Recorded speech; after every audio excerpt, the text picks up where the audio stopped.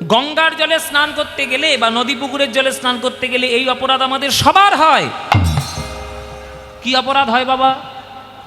আমরা হুড়মুড় করে জলের মধ্যে নেমে পড়ি, ওই জলে আগে আমরা পা দিয়ে ফেলি। আমরা পা দিই না? মায়েরা বাবারা বলছে বাবা পাটা না দিলে স্নানটা করবো কি করে? তা পা দেবো নাকি মাথা দেবো? কিন্তু পা দিন। আমাদের ভারতবর্ষের সংস্কার অনুযায়ী যে কোনো নদীর জলে পা যদি আপনি দিতে চান, সেই জলটা আগে হাতে করে মাথায় দিতে হবে। আগে মাথায় দিয়ে আগে সম্মান তো করো রে বাবা, তারপরে তুমি তার জলে স্নান করো।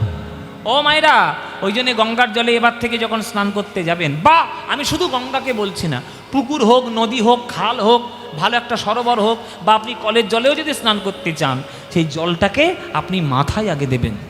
মাথায় দেওয়ার সময় একটা মন্ত্র বলতে হয়, সেই মন্ত্রটা বলে প্রণাম করলে আরও ভালো হয়। সেই মন্ত্র বলবো, মন্ত্রটা জেনে নেবেন? বলবো বাবা মন্ত্রটা? আচ্ছা জেনে নাও। মায়েরা হাত জোড়ো করো, আমার সঙ্গে সঙ্গে বলো। মনে করো ঠাকুর মশাই এসছে আসলে, যদি আমার পয়তে নেই কিছু মনে করবেন না, আমি ঠাকুর মশাই, একটা ঠাকুর মশাই। ও মায়েরা, মনে করো ঠাকুর মশাই এসছে, মন্ত্র বলছো, সবাই হাত জোড়ো করে বলবে আমার সঙ্গে, কেমন? বলো ওম। ও মাই, খিদে পেয়েছি নাকি? আওয়াজ কই? ওই দেখো, সবাই সবাই একসঙ্গে বলো, বললে তবে তো। বলো ওম। মায়েরা বলছে বাবারা কই? আচ্ছা সবাই মিলে বলবেন বাবা। বলো ওম সদ্য পাতক সংহন্ত্রী সদ্য দুঃখ বিনাশিনী সুকদা মোক্ষদা গঙ্গা গঙ্গৈব পরমাগতিম। মনে থাকবে তো? না মায়েরা বলছে বাবা মন্ত্র বলবে বলে 1 কিলোমিটার লম্বা মন্ত্র, এত বড় মন্ত্র? হ্যাঁ মনে থাকবে না ভাই, মনে থাকবে না, ছোট করে। ও মায়ের এত বড় মন্ত্র মনে রাখতে পারবে না? তাহলে একটা শর্ট মন্ত্র বলবো, শর্টে শর্টটাং নমো বলি। আচ্ছা এত বড় মন্ত্র যদি আপনার মনে না থাকে, তাহলে একটা শর্ট মন্ত্র হচ্ছে, আপনি শুধু হাতে জলটা নেবেন আর জলটা নিয়ে মাথায় দেওয়ার সময় বলুন নমো গঙ্গে, নমো গঙ্গে, নমো গঙ্গে। এইটা বলতে পারবে তো? তাহলে এইটা বলতে পারবো বাবা, একটা শর্ট মন্ত্র বলেছ। আমার কথা হলো আপনি বড় মন্ত্রই বলুন আর আপনি ছোট মন্ত্রই বলুন, যেন জলটা মাথায় আগে পড়ে, শ্রদ্ধাটা আগে। গীতায় পরিষ্কার লিখেছে কৃষ্ণ, শ্রদ্ধাবান লভতে জ্ঞানম। যে শ্রদ্ধাবান হবে সেই জ্ঞান লাভ করতে পারবে। তাই আগে প্রণাম। তা মায়ের গায়ে পা দেওয়া এটা তো একটা অপরাধ, ওই জন্যে জলটা আগে মাথায় নিয়ে প্রণাম করে তারপরে স্নান করতে নামতে হয়। এই অনুভবটা ওই 12 বছর বয়সে হয়ে গেছে বিদ্যাপতি।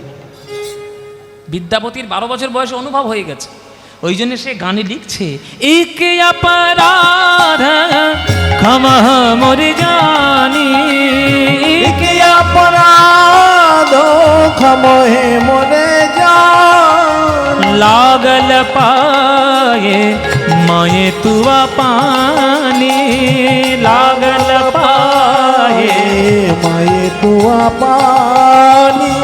কি করিব জপ তপ যোগ ধিয়ানে, কি করিব জপ তপ যোগ ধ্যান। মাগো কি করিব জপ তপ যোগ ধিয়ানে, কি করিব জপ তপ যোগ ধ্যানে। जन्म की तारथ एक ही सिनाने, চরণ ছাড়া করো না, চরণ ছাড়া করো না। যেদিন জগতে ছেড়ে চলে যাব, চরণ ছাড়া করো না, জগতে ছেড়ে চলে যাব, চরণ ছাড়া করো না। যেদিন জগতে ছেড়ে চলে যাব, চরণ ছাড়া করো না, যেদিন জগৎ ছেড়ে চলে যাব, চরণ ছাড়া করো না। যেদিন জগতে ছেড়ে চলে যাব, হরি হরি হরি বলবো, জগৎ ছেড়ে চলে যাব, হরি হরি হরি বলে জগৎ ছেড়ে চলে যাব, হরি হরি হরি বলে চরণ ছাড়া করো না। अंतकाले जने बिसरी हमोहे अंतकाले जने बिसरी हमोहे गंगे नम गंगे गंगे नम गंगे नम गंगे नम गंगे नम गंगे नम गंगे ओम नमः सत्यपादक संहन्त्री सद्य दुःख विनाशिनी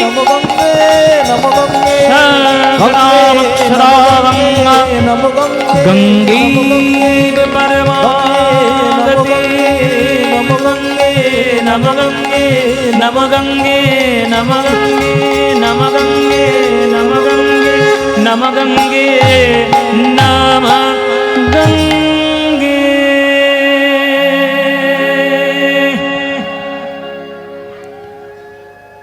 विद्यापति के আমায় ডাকলো কি গো কে আমায় ডাকছো আমি ডাকছি যার প্রান্তে বসে তুমি গান গাইছো আমি মা গঙ্গা মা মা তুমি দৈববাণী করছো মা তুমি আমার গানে তুমি সন্তুষ্ট হয়েছো মা গো হব না বাবা কত লোক তো আমার জলে স্নান করে কিন্তু কোনোদিন তো আমাকে এইভাবে গান বেঁধে আমার তীরে কেউ শোনায়নি আজ তুই আমাকে এইভাবে গান শুনিয়েছিস বাবা আমার জীবন আমার আনন্দে মন ভরে গেছে মা গো তোমার আনন্দে মন ভরে গেছে এর থেকে আমি বড় কি পাবো মা নিশ্চয় তুই আমার কাছে যা চাইবি আমি তোকে তাই দেব কিন্তু বাবা তোর প্রতি আমার একটা অভিযোগ আছে বলো মা কি অপরাধ করেছি আমি তুই ওই কথা গানের মধ্যে কেন বললি যে তোর পা আমার গায়ে লেগে তোর পাপ হচ্ছে পাপ হবে কেন বাবা সন্তান যখন মায়ের বুকের দুগ্ধ গ্রহণ করে তখন মায়ের গায়ে সন্তানের পা লেগে যায় তাই বলে মা কি সন্তানকে পাপ দেয় রে তুই তো আমার ছেলে রে বাবা তুই তো আমার পুত্র আমি তোকে পাপ দেব কেন পাপ দেব না বাবা বল বরং তুই যেটা চাইবি আমি সেইটাই তোকে দেব বল বল তোর কি চাই মা গো আমার কিচ্ছু চাই না আমার বাবা আমাকে বলে তোমার তীরে পাঠিয়েছে তুমি নাকি বিষ্ণুর চরণ থেকে তুমি জন্ম নিয়েছ ভগবান শ্রীবিষ্ণুর চরণ তলে যার জন্ম ভগবান শিব ঠাকুরের জটায় যার প্রকাশ আমার কুলদেবতা আমার কুলের ভগবান হলো দেবাদিদেব মহাদেব তাই দেবাদিদেব মহাদেবের কৃপা যাতে আমি পেতে পারি মা তুমি আমায় সেই করুণা করে দাও আমি সেটুকুই তোমার কাছে চাই বেশ বেশ ওই দেখ বেলগাছ যা বেলগাছের একটা পাতা নিয়ে আয় চন্দন আমিই দিচ্ছি চন্দন নিয়ে বেলপাতার উপরে লেখ বিশ্ব ব্রহ্মাণ্ডে আমি হলাম সেই নদী যার জলে তুলসী পত্র দিলে বিষ্ণুর চরণে চলে যায়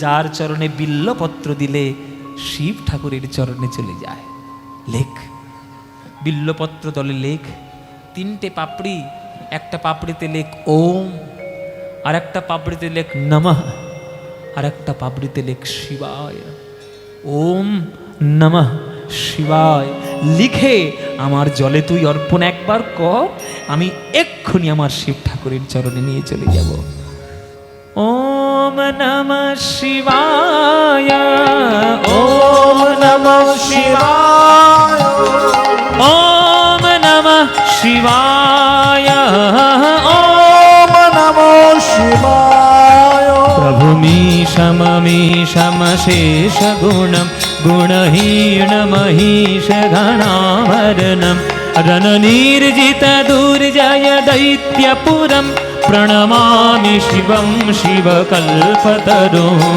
ॐ नमो शिवाय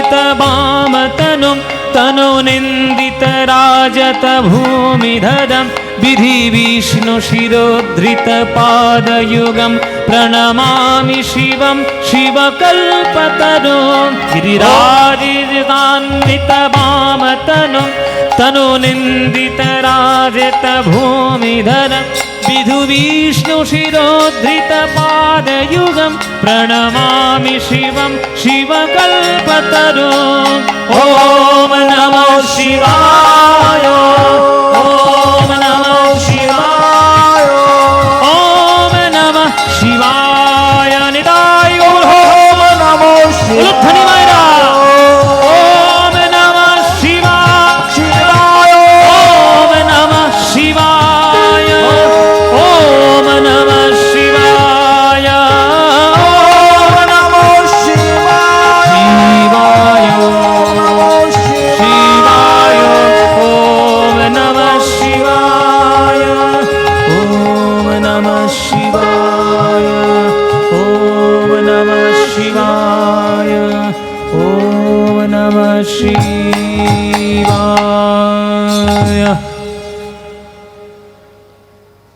বিদ্যাপতি কি দৈববাণী কে? আমি তোমার আরাধ্য দেবতা, তোমার কুল ভগবান, কুলের দেবতা, তোমার জীবনের আদর্শ ধন দেবাদি দেব মহাদেব। প্রভু প্রভু প্রভু তুমি দৈববাণী করছো, দর্শন আমি পেলাম না, আমি এতেই জীবন আমার ধন্য হয়ে গেল। প্রভু তুমি, তোমার চরণ পাওয়া আমার জীবনের আদর্শ ছিল, আমার জীবনের লক্ষ্য ছিল। আমার বাবা বলে পাঠিয়েছে যেন তোমার কৃপা আমি লাভ করতে পারি। প্রভু তুমি যে আমার দৈববাণী করে আমায় দর্শন, যে শব্দের মাধ্যমে তুমি আমার আশীর্বাদ করলে, এটাই আমার জীবন ধন্য। বল কি চাই তোর? যা চাইবি তাই পাবি। আজ গঙ্গার জলে তুই বিল্লপত্র অর্পণ করেছিস, আমার নাম নিয়েছিস, যা বলবি তাই তোকে দেব। বল তোর কি দরকার? বিদ্যাপতি বলছে আমার তো কিচ্ছু দরকার নেই, আমি কিছু পাবো বলে তোমার চরণ তো আমি ভজন করিনি প্রভু, কোনো চাহিদা নেই আমার জীবনে। আমার বাবা বলেছে যে তোমার কৃপা লাভ করা আমার জীবনের লক্ষ্য, তাই আমি তোমায় ডেকেছি, তাই আমি তোমায় চেয়েছি। তোমার কাছ থেকে কিছু পাবো বলে আমি তোমায় ডাকিনি। তবে হ্যাঁ ও মায়েরা, এবার দেখুন কিন্তু করে, তবে হ্যাঁ তুমি যদি মনে করো যে তোমার চরণের কৃপা লাভ করার পরেও আমার কিছু পাওয়ার থাকতে পারে, তুমি সেইটা আমাকে প্রদান করো। বাবা বয়সটা কচি হলেও মাথা তো বুড়ো, সাংঘাতিক মাথা। বয়সটা কচি, মাথা কিন্তু বুড়ো, পাকা বুড়ো একেবারে, হ্যাঁ তুঙ্গে রয়েছে। আমি বলছি তুই কি চাইছ সেটা বল, ও বলে তোমার যেটা ভালো মনে হয় সেইটা দাও। এ তো সাংঘাতিক ব্যাপার। ও মায়ের, এ তো তোমাদের কথা হয়ে গেল। কি গো, তাই না? তোমরা যখন কাপড় দোকানে কাপড় কিনতে যাও, মনে করো তুমি একটা বড় কাপড় দোকানে কাপড় কিনতে গেছো, এবার দোকানদার জিজ্ঞেস করে যে বাজেট কত মা, ক টাকার কাপড় দেবো? 2000, 3000, 5000, 10,000। এবার তুমি যদি দোকানদারকে বলো যে সব টাকা ফাঁকা চিন্তা করতে হবে না, তোমার দোকানের মধ্যে কোন কাপড়টা সেরা কাপড় সেইটা টেনে বার করো, ব্যাস। এবার দোকানদারের মাথায় হাত, কোথায় আছে ভালো করে বার কর, ভালো কাস্টমার পেয়েছি মুড়ি। 5,000 টাকা দামের কাপড় 25,000 টাকা বলবো, হ্যাঁ নতুন, ভালো করে বার কর। এবার পুরো দোকানটা তাকে উতরে বার করতে হবে। দেখুন বিদ্যাপতি সেই পয়েন্টটা ধরেছে যে প্রভু তোমার কাছে আমি কিছু চাইবো বলে আসিনি, তোমার কৃপা লাভ করলেই জীবন ধন্য। কিন্তু তুমি যদি মনে করো যে তোমার কৃপা পাওয়ার পরেও আমার কিছু পাওয়ার থাকতে পারে, তুমি সেইটা আমায় দাও। তখন শিব ঠাকুর বলছে বাবা এ তো সাংঘাতিক ব্যাপার। ঠিক আছে ঠিক আছে মাতা, তোর তুইও যেমন বুনো তেঁতুল, আমিও তেমন বাঘা উল, তুইও যেমন আমার ভক্ত, আমিও তোর শিব ঠাকুর। শোন, জগতের শ্রেষ্ঠ বস্তু লাভ করতে হলে সেটা হলো গোপী প্রেম, সেটা হলো বৃন্দাবনের প্রেম, ব্রজ প্রেম। বৃন্দাবনের ব্রজ প্রেম কেউ যদি লাভ করতে পারে, তার মানব জীবন জন্ম জন্মান্তরের মতো সফল হয়ে যায়, আর তার কিচ্ছু প্রয়োজন হয় না। সেই ব্রজ প্রেম তুই যদি লাভ করতে পারিস, তোকে আমি সেই ব্রজ প্রেম দিতে পারবো না। বলে ও মাই, আবার কি কথা, এ তো মুখ থেকে খাবার থালা টেনে নেওয়ার মতো ব্যাপার। বলছো ব্রজপ্রেম শ্রেষ্ঠ, আর বলছো দিতে পারবে না, এবার কি কথা? হ্যাঁ, দিতে পারবো না মানে আমি এই অর্থে বললাম বিদ্যাপতি, ওই ব্রজপ্রেম যেখানে রাখা আছে সেই সিন্ধুকের চাবিটা আমার কাছে নেই, সিন্ধুকের চাবিটা তোর মার কাছে আছে, মানে দুর্গার কাছে আছে। যোগ মায়ার কৃপা না হলে, মহামায়ার কৃপা না হলে বৃন্দাবনের ব্রজ প্রেম পাওয়া যাবে না। শোন, জগৎ যখন সৃষ্টি হয় তখন তিনি হন মহামায়া, আর তিনি যখন বৃন্দাবনে গিয়ে রাধা কৃষ্ণের প্রেমের যোগসূত্র স্থাপন করেন তখন তিনি হন যোগ মায়া, তখন তিনি যোগ মায়া। এই ডাক, তোর মাকে একবার ডাক, আমি বাড়ি যাই বাবা, আমি ঘরোয়া মানুষ, সংসারী মানুষ, তোর মাকে চটাস না, মাকে চটালে আর প্রেম পাবি না। হ্যাঁ, ছেলেপুলেদের নিয়ে সংসার করছি, ঘরের বউকে নিয়ে সংসার করছি, ওই সংসারের স্ত্রী যদি মাথা গরম হয়ে যায়, আর তুই পাবি ব্রজপ্রেম? পাবি না। ছেলেপুলেদের নিয়ে জ্বালায় আছি একটা। হ্যাঁ, কার্তিক কই? এ কার্তিক কই রে? এ কার্তিক, এইটা পরে ছেলেপুলেদের নিয়ে ঘন সংসার করছি বাবা। একটা কার্তিক, একটা ছেলে ময়ূর পেয়ে ফরফর করে উড়ে বেড়াচ্ছে চারিদিকে, আর একটা ছেলে হয়েছে হাতির মাথা নিয়ে ঘুরে বেড়াচ্ছে। কি বলি বাবা, ওই সব ছেলেপুলেদের নিয়ে সংসার করছি, ব্রজপ্রেম আমি দিতে পারবো না, ওটা তোর মার কাছে আছে, মার কাছে ডাক। তো এইবার আমার বিদ্যাপতি আজকে দুর্গা মায়ের বন্দনা করছে, দুর্গা মায়ের বন্দনা করছে, নিজের লেখা গান দিয়ে আজকের দুর্গা মাকে ডাকছে বিদ্যাপতি। শরণাগত দীনার্ত পরিত্রাণ পরায়ণে সর্বস্যার্তি হরের দেবী নারায়ণী নমস্তুতে। সৃষ্টি স্থিতি বিনাশাণং শক্তিভূতে সনাতনী গুণাশ্রয়ে গুণময়ে নারায়ণী নমস্তুতে।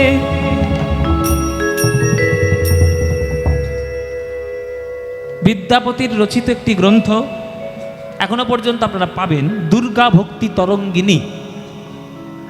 দুর্গা ভক্তি তরঙ্গিনীর মধ্যে আপনারা বিদ্যাপতির লেখা মায়ের মা দুর্গার গান আপনারা পেয়ে যাবেন। এখনো পর্যন্ত বিসফি গ্রামে দুর্গা ভক্তি তরঙ্গিনী দিয়ে ওই গ্রামের দুর্গা পুজো হয়। উনি পণ্ডিত ছিলেন, তো ওনার পাণ্ডিত্য, ওনার সমস্ত কিছু দিয়ে পুজো হয়। হ্যাঁ,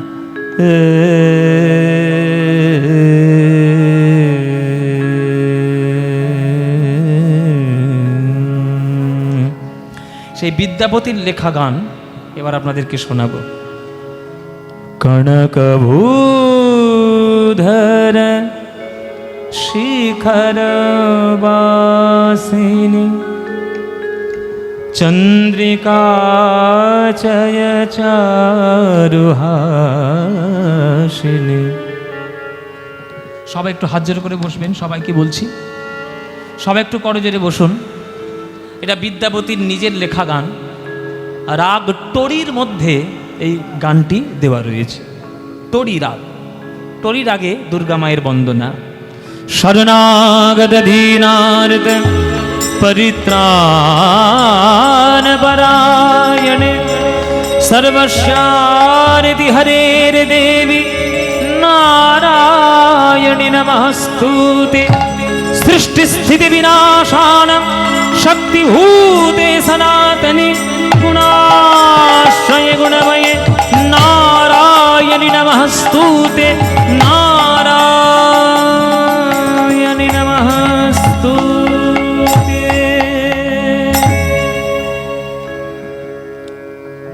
কনকভূধর শিখর বাসিনী চন্দ্রিকা চয় চারুহাসিনী। কনকভূধর শিখর বাসিনী चंद्रिका चय चारुहासिनी दशन कोटि विकास बंकिम तुलित चंद्र कले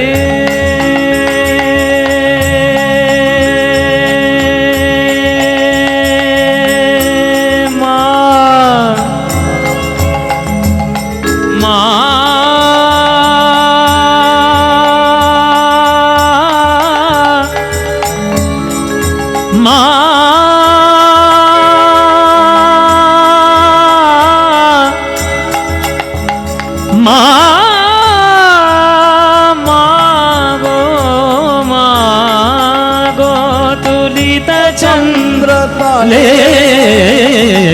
कनकभूधर शिखर ध्वनि चंद्रिका चय चारुहासिनी कनकभूधर शिखर वासिनी चंद्रिका चय चारुहासिनी कनकभूधर शिखर वासिनी क्रुद्ध सुर रिपुबल निपातिनि महिष शुंभ निशुंभ घातिनि भीत भक्त भयोपनोदन कामना फल दे कनकभूधर शिखर वासिनी चंद्रिका चय चारुहासिनी कनकभूधर शिखर वासिनी चंद्रिका जय चारुहासिनी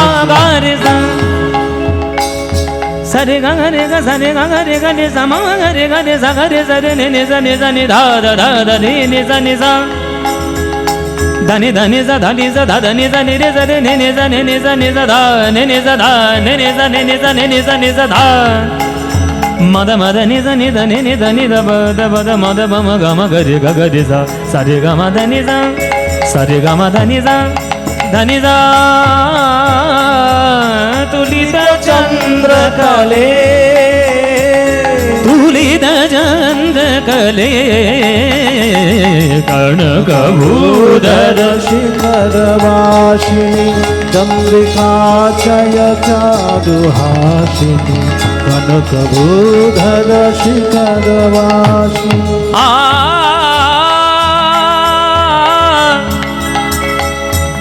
मागो मागो तोषित शिव सिंह भूपति तोषित शिव सिंह भूपति पाटव प्रबले पाटव प्रबले पाटव प्रबले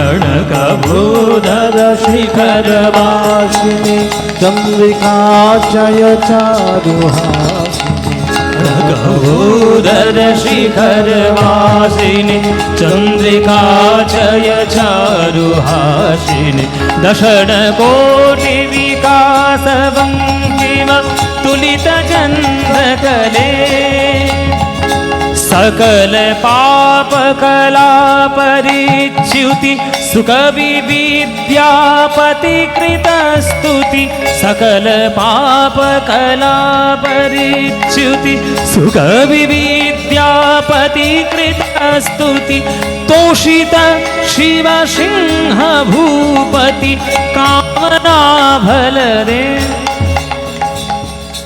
যেমন গান তেমন গলা দিতে হবে ধ্রুপদঙ্গ আর আমি গাইছি মিনমিন মিনমিন করে হবে না এসব গান পাওয়ারফুল গান এই জন্য রেওয়াজ চাই এর জন্য গুরুর কাছে বসে শিখতে হয় দেখুন আবেগ দিয়ে নয় একেবারে এখানে যেহেতু যোগ মায়া দুর্গার উপাসনা হচ্ছে সেই গলার আওয়াজ চাই সেই গলার ভলিউম চাই सकल पाप कला परिच्युति सुख विद्यापति कृत स्तुति तोषित शिव सिंह भूपति कामना फल दे कनकभूधर शिखर वासिनी चंद्रिका जय चारुहासिनी दशन कोटि विकास वंकिम तुलित चंद्रकले तुलित चंद्रकले तुलित चंद्रकले मां तुलित चंद्रकले।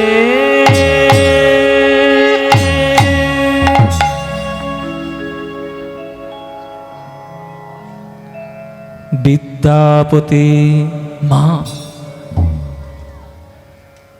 তুমি আমায় দৈববাণী করতে এসছো মা, আমার গানে তুমি সন্তুষ্ট? বলে যে আমার স্বামীকে সন্তুষ্ট করতে পেরেছে ভোলানাথকে, আর আমি সন্তুষ্ট না হয়ে পারি? ঘরের লোক বসে আছে কৃপা করে, আর আমি যদি কৃপা না করি ঘরে গিয়ে তো অশান্তি হবে। কি গো, আমি বিদ্যাপতিকে কৃপা করে এলাম, তুমি তাকে দেখা দিলে না, ঘরে ঘরে ঝামেলা শুরু হয়ে যাবে তো। তা ওরে বিদ্যাপতি বল তোর কি চাই? বিদ্যাপতি বলছে মা আমার কিছু চাওয়ার নেই, বাবা বলেছে ব্রজ গোপী প্রেম নাকি জগতের শ্রেষ্ঠ, তোমার সিন্ধুকে রাখা, তুমি সেইটাই আমাকে দিলে আমার জীবন ধন্য। বেশ তাই দেব। তথাস্তু বিদ্যাপতি। মায়েরা এবার শুনুন কি আশীর্বাদ দিচ্ছে দুর্গা মা। ও মায়েরা কথা বলো না গো, শুনে নাও বিদ্যাপতির আশীর্বাদগুলো। দুর্গা মা বলছেন শোন বিদ্যাপতি, ভগবান শ্রী বিষ্ণু যখন জগৎ সৃষ্টি করার পরিকল্পনা করেন তখন আমার প্রতি ইক্ষণ করেন, আমি হই গর্ভবতী, সংসার সৃজন করি ব্রহ্মাণ্ড প্রসব করে, প্রত্যেকটি ব্রহ্মাণ্ডে একটা করে বিষ্ণু, গর্ভদক্ষাই বিষ্ণু। আমি যখন ব্রহ্মাণ্ড সৃষ্টি করে জগৎ সৃজন করি তখন আমি হই মহামায়া। আর সেই বিষ্ণু যখন লীলা করার জন্য বৃন্দাবনে যান 16 কলায় পূর্ণ কৃষ্ণ রূপে, তখন রাধারানীর সঙ্গে তার প্রেমের যোগসূত্র স্থাপন করে দেওয়ার জন্য আমি হয়ে যাই যোগ মায়া। আমি মহামায়া, আমি যোগ মায়া। আমার কৃপা না হলে কখনো শক্তিমান কৃষ্ণের কৃপা পাওয়া যাবে না।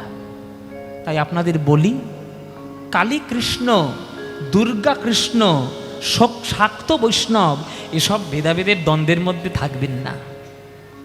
যারা আপনাকে বলে যে আপনি বৈষ্ণব হয়ে কালী পুজো কেন করছেন, তারা নিজেরাই বৈষ্ণবতা জানে না।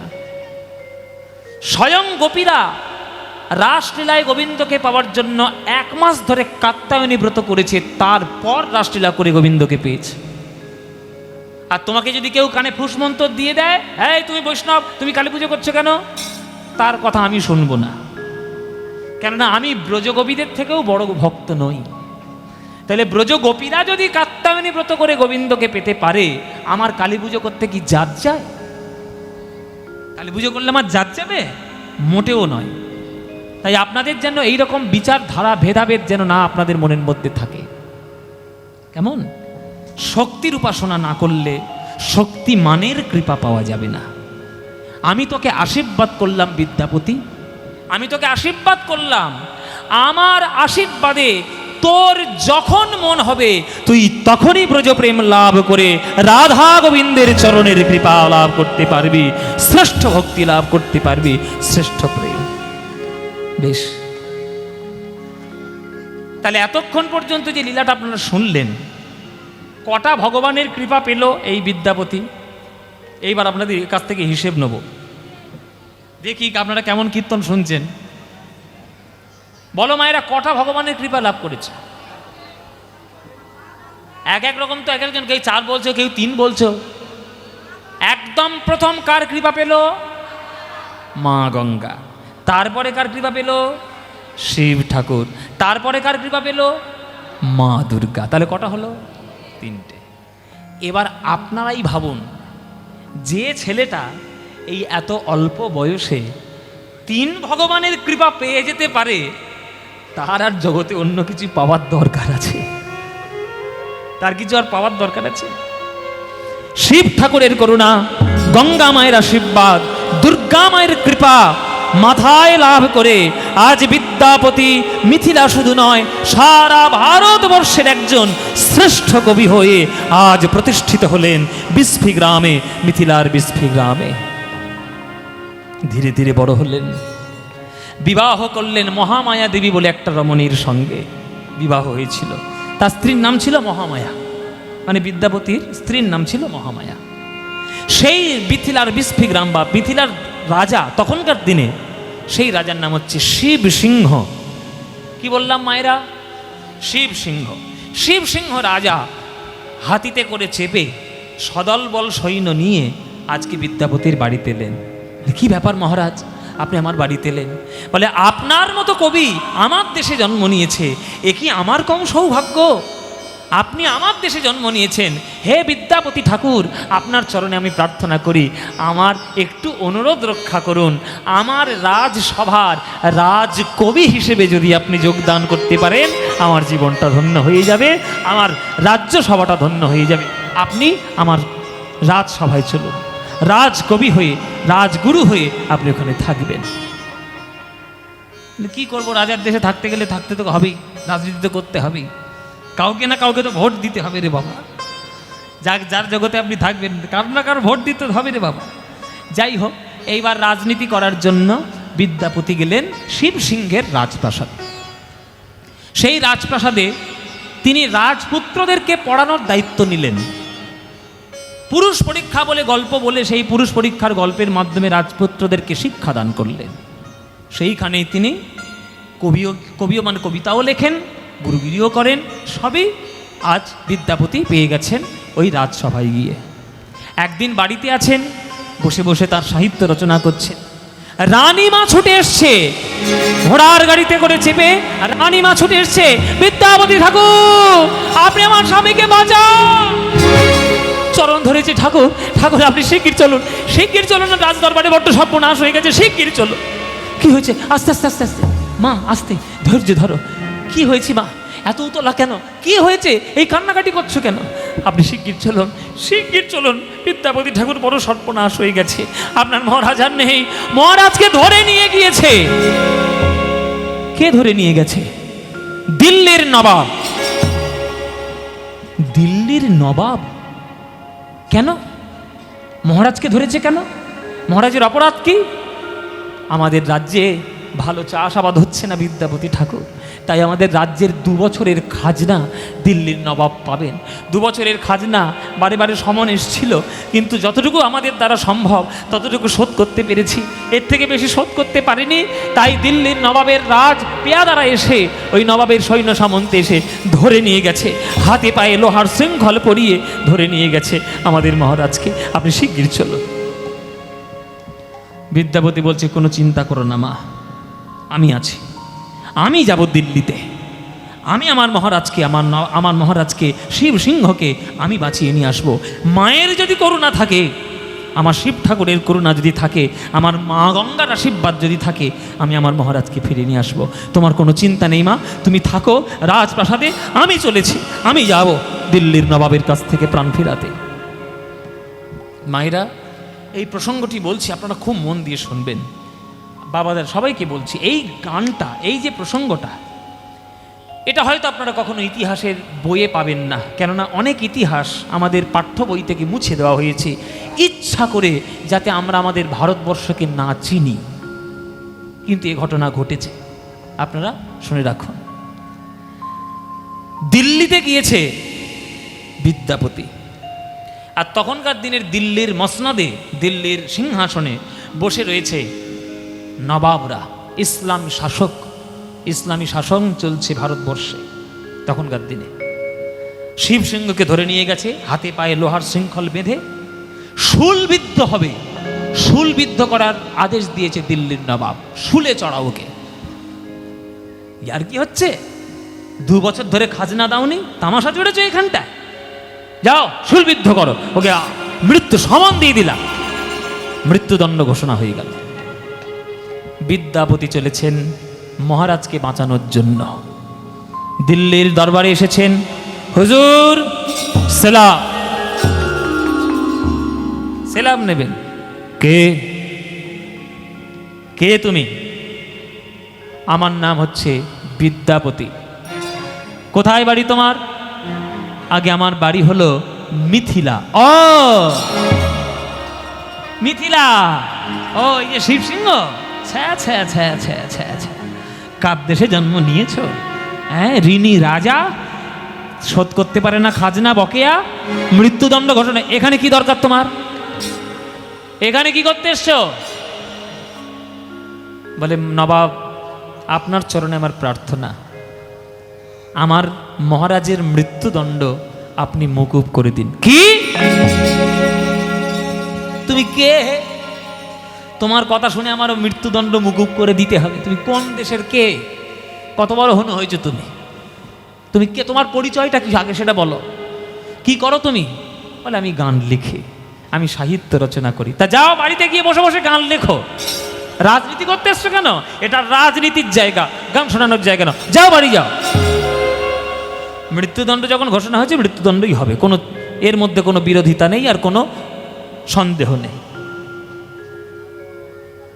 বারবার বলার পরও শুনল না। তখন বিদ্যাপতি বলছে, বেশ, তাহলে নবাব আমার একটা কথা শুনুন, এই আজ্ঞাটা, এই অনুরোধটা আপনি আমার রক্ষা করুন। কিসের অনুরোধ? আপনি যখন স্থির করে ফেলেছেন আমার মহারাজের মৃত্যুদণ্ড, তাহলে আমার মহারাজের মৃত্যুদণ্ড দেওয়ার আগে আমার মুন্ডুটা কেটে ফেলে দিন। আমিও বাঁচতে চাই না। কেন? তোমার মহারাজের মৃত্যুদণ্ডের জন্য তোমার মুন্ড আমি কেন কাটবো? তোমার মৃত্যুদণ্ড কেন দেব? শুনুন নবাব, একটা রাজ্যের রাজা যদি ঠিক না থাকে, সেই রাজ্যে সাহিত্য হবে না, সংস্কৃতি হবে না, গান হবে না, শিল্পকলা হবে না, স্থাপত্য হবে না, বিদ্যাশিক্ষা হবে না, সব কিছু বন্ধ হয়ে যাবে। আমি একটা কবি, আমি একটা সাহিত্যিক, আমি যদি আমার রাজার সহযোগিতা না পাই, তাহলে আমি গান লিখবো কি করে? আমার সাহিত্য বিকাশ হবে কি করে? শিল্পকলার বিকাশ হবে কি করে? তাই আমার রাজা যদি সেই মরবেই, তাহলে আমারও সাহিত্য ছাড়া আমার বেঁচে থাকার কোনো মানে হয় না, তাহলে আমারও মরা উচিত। আপনি তাড়াতাড়ি আমার মৃত্যুদণ্ড করে দিন, তারপর আপনার মহারাজকে নিয়ে আপনি যা খুশি করুন, আমার কিছু বলার থাকবে না, আমি দেখতেও আসবো না। বলে, বাবা এইরকম কথা তো জীবনে কারোর মুখ থেকে শুনিনি, এ আবার কি কথা? তোমার মহারাজের জন্য তুমি তোমার জীবন দাও, তুমি জীবনের বাজি রাখছো? তুমি কি করো সত্যি করে বলো তো? ওই যে বললাম আমি গান লিখি। গান? কি গান লেখো? আমি রাধা গোবিন্দের প্রেমের গান, আমি বৃন্দাবনের গান লিখি। বৃন্দাবনের গান? ও প্রেমের গান। আচ্ছা প্রেমের গান আমাকে একটা, হ্যাঁ নিশ্চয়ই শোনাবো। আচ্ছা কি গান শোনাবো? কি প্রসঙ্গে গান শোনাবো? এদিকে এসো, এদিকে এসো। মায়েরা, বাবারা, কিছু মনে করবেন না, ছোট মুখে একটা বড় কথা বলছি। ডাকলো নবাব নিজের কাছে, আরে এদিকে এসো। কি গান শোনাবো বলুন? আরে এদিকে এসো। ডাকলো সিংহাসনের কাছে। সিংহাসনের কাছে একটা জানালা ছিল, আর জানালা দিয়ে যমুনা নদী দেখা যেত। কেননা দিল্লি যমুনার তীরে, আপনারা সবাই জানেন যমুনার পাড়ে দিল্লি। এবার জানলা দিয়ে যমুনা দেখা যেত। আর এই যমুনাতে যখন রাজ সভা চলতো, ওই যমুনাতে কিছু রমণী আসতেন স্নান করতে, আর এই নবাবটা জানালা দিয়ে সেই রমণীদের স্নান দেখত। এটা অভদ্রতা, এটা অশিক্ষা। আপনারাই বলুন, কোনো সুস্থ মস্তিষ্কের মানুষ কোনো রমণীর স্নান আড়াল থেকে দেখবে? সে তো অশিক্ষার অধিকারী। কিন্তু এই নবাবটা দেখত। তাই বিদ্যাপতিকে ডেকে নিয়ে এসে ওই রমণীকে দেখিয়ে বলছে যে ওই যে রমণীটা যমুনার জলে স্নান করছে, ওর রূপ বর্ণনা করে আমাকে শোনাও। আমার মন জয় যদি করতে পারো, তোমার মহারাজের মৃত্যুদণ্ড আমি মুকুব করে দেব। দেখি তুমি কিরম গাইতে পারো। মা, মায়েরা, বিদ্যাপতি সঙ্গে সঙ্গে হাত জোড়ো করে দুর্গা মাকে ডাকছে। মা, তুমি আমার আজকে আশীর্বাদ করো। মা, বড্ড মান সম্মানে পড়েছি, বড্ড মান সম্মানে পড়েছি। তুমি আমায় আজকে বাঁচাও, আজকের আমার তুমি কৃপা করো মা গো।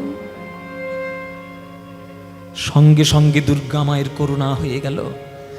মা দুর্গা আশীর্বাদ করেছিল, তুই যখনই চাইবি তুই বৃন্দাবনের প্রেম পেয়ে যাবি। ওই রমণীকে দর্শন করছে, আর সঙ্গে সঙ্গে বিদ্যাপতির মন শ্রীধাম বৃন্দাবনে চলে গেছে। কেননা দিল্লিটাও যমুনার তীরে, আর বৃন্দাবনটাও যমুনার তীরে। এবার বিদ্যাপতি মনে মনে ভাবছেন যে ওই রমণী স্নান করছেন, আমি কেন ওই রমণীকে সাধারণ রমণী মনে করব? আমি মনে করব স্বয়ং রাধারানী স্নান করছেন।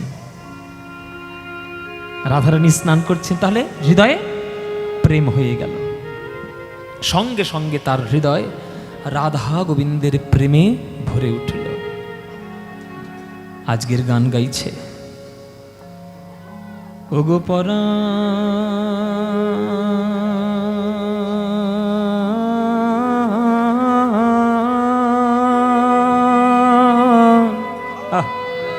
সবাই হাত জোড় করে বসুন, সবাই হাত জোড় করুন। এসব গান পাবেন না বাবা, এসব গান গুরু ছাড়া পাবেন না। এই হচ্ছে সত্যিকারের কীর্তন গান, যে গান শুনলে হৃদয় শীতল হয়ে যায়। সঙ্গে সঙ্গে বিদ্যাপতি মনে মনে ভাবছেন ইনি রাধারানী। তাহলে রাধারানী স্নান করছেন, আর কৃষ্ণ গাছের আড়াল থেকে রাধারানীকে দর্শন করছেন। তাহলে আমার হৃদয়টা কি হবে, তাহলে আমার মন কেমন হবে? সেই গান আজকের শোনাচ্ছে বিদ্যাপতি। আর সেই গানটা লিখছে পদাবলিতে। রাধারানীকে দর্শন করছেন গোবিন্দ, আর রাধারানীকে বলছেন, ওগো পরাণ সখা গো,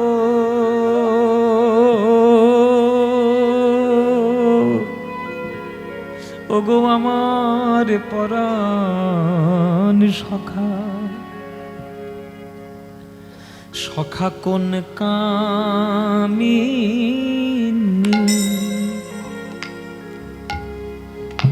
ও রায়ে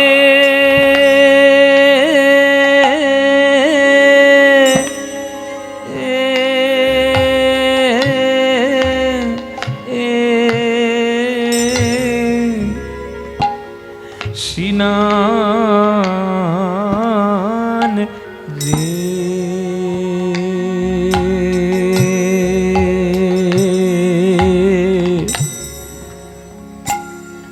সখা কোন কামি,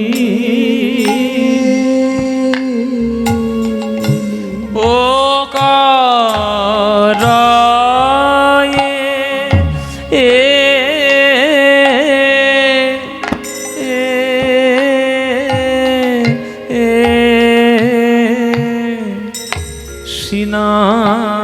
সিনান রে। সখা কোন কামি, তার আকণ্ঠ বপু জলে বইসে, তার আকণ্ঠ বপু জলে বইসে, আর বদনে মাত্র জলে ভাসে।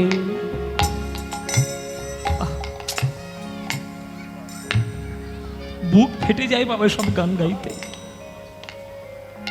রাধারানী স্নান করছেন, তার আকণ্ঠ বপু জলে বইসে,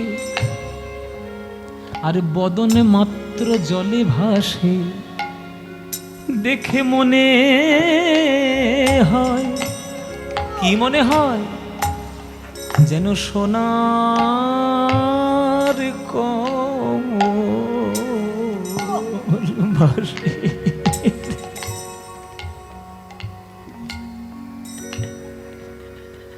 সোনার কমল ভাসে।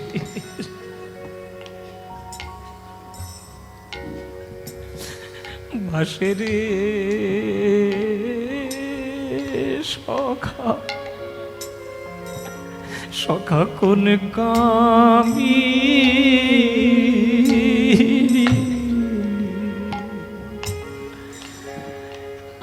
কণ্ঠ বপু জলে বইসে বদনে মাত্র জলে ভাসে দেখে মনে হয় সোনার কোমল ভাসে রে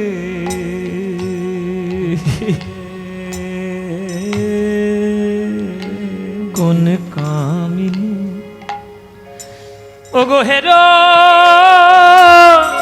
ইতে হৃদয়ে হানলো পাঁচ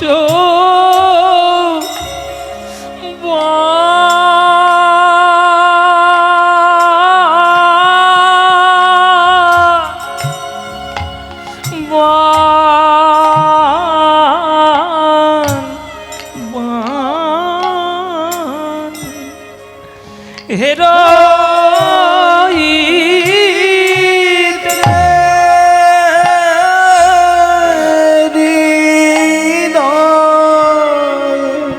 হানলো পাঁচ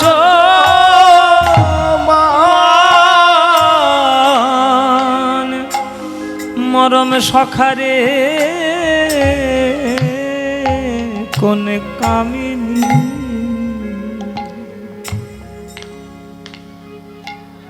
এসব গান বৈষ্ণব পদাবলী বাবা। সব গান যখন আমরা গুরুজির কাছ থেকে শুনি আমরা থাকতে পারি না, এসব পাওয়া যায় না। রাধারানী স্নান করছেন, গোবিন্দ দর্শন করছেন, রাধারানী ডুব দিয়েছে যমুনার জলে। যমুনা জল থেকে যখন উঠল তখন রাধারানীর মুখের উপরে রাধারানীর কেশরাশি ঢাকা দিল। মায়েরা আপনারা বলুন, আপনারা মনে করুন খোলা চুলে আপনারা পুকুরের জলে স্নান করছেন, চুলটা আপনার খোলা। এবার আপনি যখন ডুবটা দিলেন, ডুব দিয়ে যখন উঠছেন তখন চুলটা কি এসে মুখের সামনে পড়ে না? মুখের সামনে পড়ে তো। যখন মুখের সামনে চুলটা পড়ে তখন কি হয়? তখন তোমরা দুটো হাত দিয়ে চুলটাকে ধরে এইভাবে আবার পিছন দিকে দিয়ে দাও। তো রাধারানীও যখন ডুবটা দিলেন, ডুবটা দেওয়ার পর যখন উঠেছে তখন মুখের সামনে রাধারানীর কেশরাশি একেবারে ছেয়ে পড়েছে। এবার রাধারানী যেই এইরকম করে চুলটা এইভাবে উল্টে দিলেন, আর উল্টে দিয়ে যখন যমুনার জল থেকে উঠে চলে যাচ্ছেন তখন ওই চুল থেকে রাধারানীর কেশরাশি থেকে বিন্দু বিন্দু ঝরে ঝরে পড়ছে জল। সেটা দেখে কি মনে হচ্ছে? ধনির আমার চিকুরে চিকুরে, ধনির আমার চিকুরে, গলয়ে জল ধারা,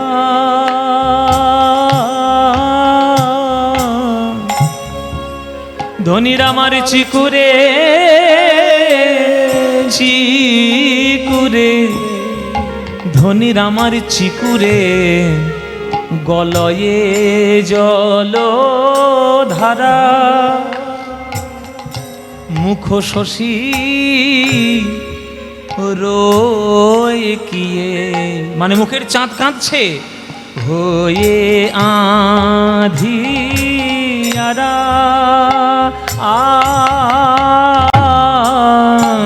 ওই মুখ শশী রোয় কিয়ে, ও গো হয়ে আধিয়ারা। মানে কি বলতে চাইল? এখানে রাধারানীর মুখটা হলো চাঁদ, আর এই চুলের কালো রূপটা হলো অন্ধকার। আর এই অন্ধকার থেকে যখন জল বিন্দু বিন্দু পড়ছে যেন আধার কাঁদছে, যেন আধার, তাই গৌর হরি বল, গৌর হরি বল, যেন আধার কাঁদছে, যেন আধার কাঁদছে। কেন? মুখ শশী দেখা হলো না বলে যেন আধার কাঁদছে। মুখ শশী দেখা হলো না বলে আধার কাঁদে। ধনির আমার চিকুরে চিকুরে, ধনির আমার চিকুরে, গলয়ে জল ধারা ধারা। ওগো মুখ শশী ওয়ে কিয়ে, ওগো হয়ে আধিয়ারা। কে?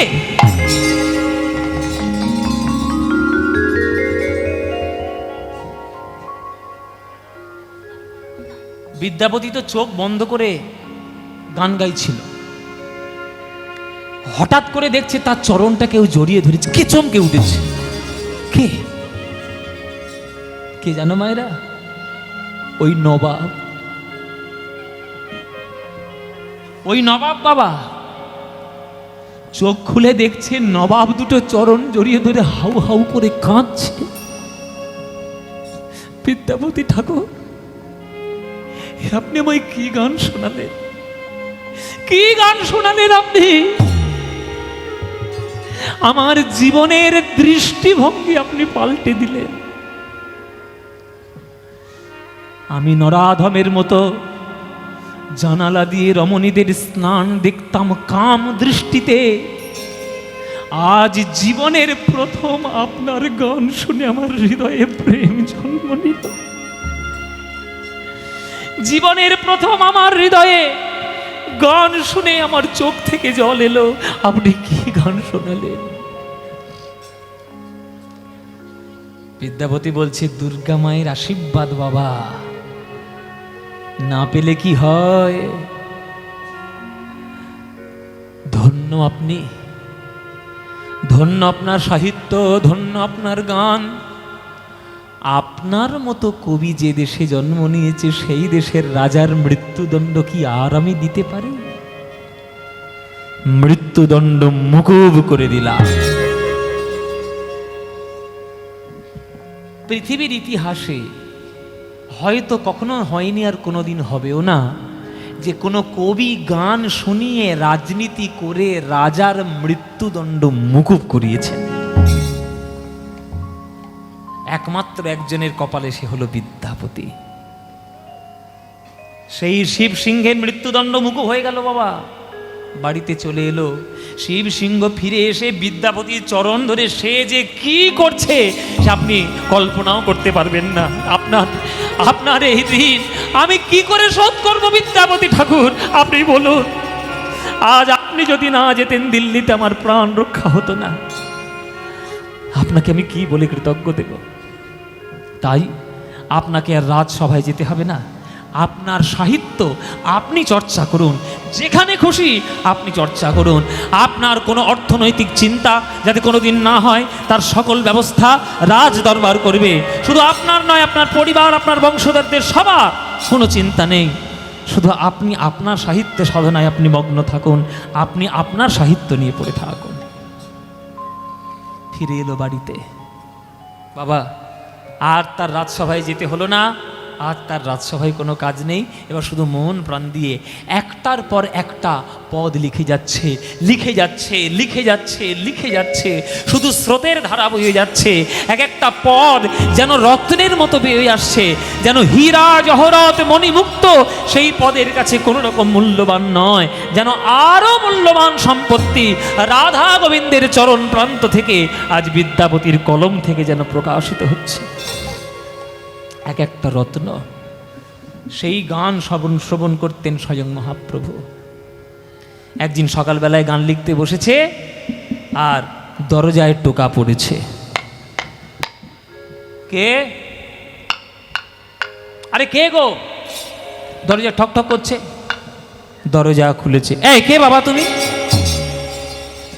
একটা লোক দাঁড়িয়ে আছে মায়েরা, এই কালো মতো লোক একটা। হ্যাঁ, ওই কতদিন স্নান করেনি বোঝা যাচ্ছে না, গায়ে একেবারে ধুলো বালি ভর্তি। একটা লোক দাঁড়িয়ে আছে। সেই লোকটা হাত জোর করে বলছে, বাবা ঠাকুর, বাবা ঠাকুর, এই বিদ্যাপতি ঠাকুরের বাড়িটা কোথায় বলতে পারেন? হ্যাঁ, কার বাড়ি? ওই যে বিদ্যাপতি ঠাকুর, ওই যে পদাবলী রেখে, রাধা গোবিন্দের গান লেখে। আমি ওই জঙ্গলে থাকি গো, আমি ছোট জাতির মানুষ, কিন্তু আমি আমার মনে মনে প্রতিজ্ঞা নিয়েছি, আমি তো চাকর, লোকের বাড়িতে দাসবৃত্তি করি, তা আমি তার বাড়িতে দাসবৃত্তি করব যে রাধা গোবিন্দের পদাবলী রচনা করতে পারে, আমি তার বাড়িতে যাব। আপনি একটু তার বাড়িটা বলে দিতে পারেন? ঢং দেখে আর বাঁচি নে। তার বাড়িতে এসে আবার তার পরিচয় জিজ্ঞেস করছে, আমি তো বিদ্যাপতি, আপনি? আরে বাপরে বাপরে বাপ, আরে চরণটা ধরি, চরণটা, এই বাবা কোত্থেকে উড়ে এসে জুড়ে বসেছে, কে গো? এই তোমার নাম কি? আগে আমার নাম উগ না। উগনা উগনা কি কিসের কি নাম? আরে এরকমই নাম। ও মায়েরা কি নাম বললো গো? একটা ভালো নাম বাবা মা রাখতে পারেনি, বলে উগ না। এবার কি বিদঘুটে নাম, আমি তো শুনিনি কোনোদিন। কি করবো বাবা ঠাকুর, বাবা ঠাকুর, বাবা মা আমার নাম দিচ্ছি উগ না। ও উগ না, আচ্ছা বেশ ভালো কথা। উগ না, কি চাই তোমার? আগে আপনি যদি দয়া করে আপনার বাড়িতে একটু চাকর রূপে রেখে দেন আমায়, আপনার বাড়িতে আমি চাকরবৃত্তি করতে রাজি আছি। আমার এত ইচ্ছে যে আমি রাধা গোবিন্দের গান শুনবো, আমায় মাইনে টাইনে দিতে হবে না, পয়সা আমার লাগবে না, আপনি শুধু একটা করে আমায় গান শোনাবেন, আপনার বাড়ির যা কাজ আছে আমি সব করে দেবো। জল তুলে দেবো, কাপড় কেচে দেবো, কাঠ কেটে দেবো, উনুন ধরিয়ে দেবো, বাজার করে দেবো, পরিষ্কার করে দেবো, সব করে দেবো। বাবা ই আবার কেমন লোক গো, যেচে যেচে কাজ করতে আছে, চোর ফোর নয় তো? হ্যাঁ গো, তোমার আবার দুষ্টু বুদ্ধি না? না বাবা ঠাকুর, আপনার চরণ ধরে বলছি, আপনি ব্রাহ্মণ সন্তান, আপনার চরণ ধরে বলছি, দুষ্টু বুদ্ধি নেই, আমি সত্যিই বলছি। দাঁড়াও বাবু দাঁড়াও, আমি বললে হট করে হবে না, বাড়িতে গিন্নি রয়েছে বাবা, তার অজ্ঞা না নিলে আবার হবে না বাবা। আমরা যতই কর্তা হই না কেন, গিন্নির কাছে সব জব্দ। কি বাবা, কিছু মনে করবেন না, এই যে ভালো করে জেনে রাখুন, ভালো করে জেনে রাখুন আপনারা। হ্যাঁ, সব পরে তো সব অ্যাপ্লাই হবে। হ্যাঁ, ও বাবাদের বলছি, বাবাদের বলছি, এই যাদের বিয়ে হয়ে গেছে আর যাদের হব করছে, ভালো করে জেনে রাখো, যতই কর্তাতি ফলাও না কেন, গিন্নির হাতেই সব কিছু কিন্তু, বলে দিলাম। হ্যাঁ, চাবিকাঠি সবই। মায়েরা এই কথাটা শুনে মায়েদের মনে খুব আনন্দ হচ্ছে। ঠিক বলেছে, ঠিক বলেছে, একদম এই ঠিক কীর্তন হচ্ছে, এই ঠিক কীর্তন হচ্ছে। কি গো মায়েরা, গিন্নি ছাড়া উপায় আছে? তাই বাড়িতে চাকর রাখবো কিনা সে তো গিন্নিকে জিজ্ঞেস করতে হবে। মহামায়া, হ্যাঁ বলুন। ও মহামায়া, এই বলছি বাড়িতে একটা চাকর রাখলে হয় না? চাকর? হ্যাঁ থাকে, থাক। হ্যাঁ, চাকর রাখলে একটা হয় না? এই দরজা একটা লোক এসছে গো, উগ না নাম। আচ্ছা। হ্যাঁ, তো বলছে তোমার বাড়ির সব কাজ করে দেবে। হ্যাঁ, কি কাজ করবে? সব। কেমন? এই কাঠ কেটে দেবে, উনুন ধরিয়ে দেবে, ওরে বাবা। কাপড় কেচে দেবে, তাই নাকি? ঘর গোবর দিয়ে দেবে, হ্যাঁ বাজার করে দেবে, হ্যাঁ ভাড়ার ঘরে ইঁদুর ঢুকলে মেরে দেবে। ও বাবা, ইঁদুর মেরে দিয়ে যাবো? থাক। বলে ইঁদুর পর্যন্ত মেরে দেবে যখন, তাহলে থাক। ভালো ছেলে, তাহলে থাক। ঘরের ইঁদুর মেরে দেবে, হ্যাঁ ভাড়ার ঘরে ইঁদুর ঢুকলে, তো এত বড় যখন কাজ করবে যখন, থাক। এই হ্যাঁ গো, চোর তোর নয় তো? বলে না চোর না, দেখে তো মনে হচ্ছে না চোর। আচ্ছা ঠিক আছে, এই উগ না, এই তোর মা বলেছে তোকে থাকতে, চল। বাড়িতে একটা চাকর পেলে কার না আনন্দ হয় বাবা। ও মায়েরা, এই যে বেশ ঘুম দিচ্ছে, দেখো কি অবস্থা, বেশ ঘুম দিচ্ছে। বাহ, আমরা খেটে গরমে গান করে বলছি, বেশ ঘুম দিয়ে করে। হ্যাঁ, এই আর একটা বোতল নিয়ে এসো তো, গায়ে জল ছড়াতো বোটো আগে। ও মায়েরা, বাড়িতে চাকর থাকলে কার না আনন্দ হয় গো? ভালো। তোমাদের তারও বেশি আনন্দ হয়, চাকর সব করে যাবে, তুমি সিরিয়াল দেখবে বসে তাই না? তাই বাড়িতে চাকর থাকলে খুব আনন্দ। উগনা রয়ে গেল তার বাড়িতে চাকর বৃত্তি হিসেবে, চাকর দাস হিসেবে, একটা করে গান শোনায় রোজ, আর বিদ্যাপতির ঘরে সব কাজ করে দেয়। একদিন দুপুরবেলায় মহামায়া বলছে, এই যে শুধু গান লিখলেই চলবে না, পেটেও কিছু দিতে হবে? আরে বাজার করে নিয়ে এসো, ঘরে ভিমরি দানা নেই, চাল ঘরে চাল নেই, যাও বাজার করে এসো, হাট থেকে বাজার টাজার করে নিয়ে এসো, তেল নুন পটল, হ্যাঁ ঝিঙে আলু সবজি কি দরকার নিয়ে এসো। তো ভালো কথা, বাজার করে। এই উগনা, এই বাবুর সঙ্গে যা, ভালো চাল থেকে বেছে নিয়ে আসবি, আর সবজি সব থেকে ভালো দেখে নিবি, নুন তেল যেন খালি হয়।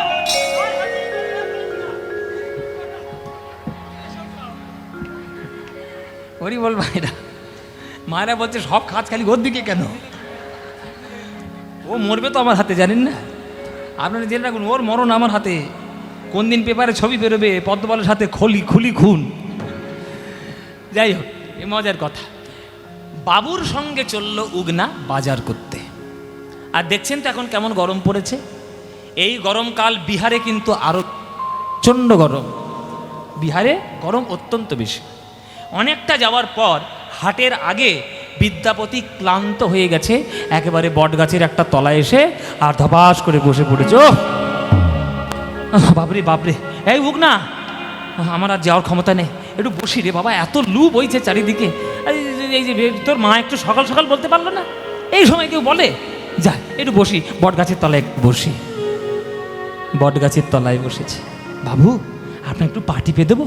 না না না না, পা টিপতে হবে না, একটু হাওয়া করলেই হবে। আহ, কি সুন্দর বটগাছের ছাওয়া, কি সুন্দর শীতল হাওয়া। বটগাছের ছাওয়ায় বসলে বাবা ঠান্ডা হাওয়া এমনিই হবে। বটগাছের ছাওয়া বলে কথা। ও মায়েরা, সে বাংলায় কথা আছে না যে নিমের হাওয়া আর বটের ছাওয়া, এই দুটো যদি কেউ পেয়ে যায় শরীর একেবারে হৃষ্টপুষ্ট। তো বটগাছের ছাওয়ায় বসে বসে মনটা দুলে গেছে, মনটা বেশ শীতল হয়ে গেছে। এই উগনা, বলুন বাবু, আমার একটা গান মনে পড়েছে। হ্যাঁ, গান মনে পড়েছে? এই বটগাছের তলায় বসে বসে? হ্যাঁ, গান মনে পড়েছে। এই আমি তো খাতা কলম নিয়ে আসিনি রে, যদি ভুলে যাই, যদি ভুলে যাই। আরে ভুলবেন না, ভুলবেন না, আমি আছি তো। আপনি গান না, আমি ঠিক মনে রাখতে পারি, আমি শ্রুতিধর, আমি যা বলে যে আমি সব মনে রাখতে পারি। মনে রাখতে পারবি তো? হ্যাঁ হ্যাঁ, মনে রাখতে পারবো, আপনি গান না। আচ্ছা তাহলে আমি গাই। হ্যাঁ, কেমন? বটগাছের তলায় বসে বসে আজ বিদ্যাপতি, খুব আনন্দে, এই শীতল স্নিগ্ধতায় আমার মনে গান উদয় হলো। কবিতা, সাহিত্য, গান গাইছে। ও হে রাধা মা, ও মা ভব হে, বহু তো ও